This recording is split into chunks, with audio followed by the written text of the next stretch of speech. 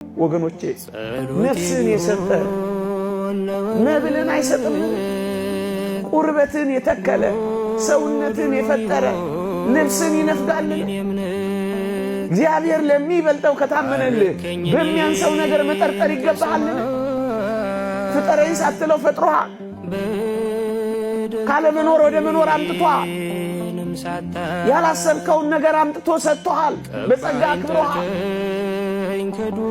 ታዲያ ፍንጥሬ ኩባያ ውሃ እኔንና አንተን ይነፍገናል? ለዚህ እኮ ነው አይበልጥም ወይ ይላል። የሚበልጠውን ከሰጣችሁ የሚያንሰውን ነገር እነፍጋችኋለሁ ወይ እኮ ነው የሚለው ወገኖቼ። ለሚበልጠው የታመነልን በሚያንሰው ነገር እንዴት ትጠረጥሩኛላችሁ ነው እኮ የሚለን። ለዚህ እኮ ነው ነፍስን የሰጠ ምግብ መስጠት ይሳነዋል ወይ? ደግሞስ ሥጋን ከአራቱ ባህሪያት አዋህዶ የፈጠረ ልብስ መስጠት ያቅተዋል ወይ? ሳትጠይቀው የሰጠህ አይደለምን? ሳትለምነው ያመጣህ አይደለምን? በሚያንሰው እጅግ ዝቅ ባለው ነገር አምላክህን ልትገምተው ይገባልን? ደግሞስ ሥጋን አስነስቶ ነፍስን አዋህዶ ኋላ በመንግሥተ ሰማያት እጅግ መንፈሳዊ ሕይወትንና ምግብን የሚሰጠን አሁን በምድራዊ ነገር እሱ ይጠረጠራልን? በሚበልጠው ታምኖልሃል።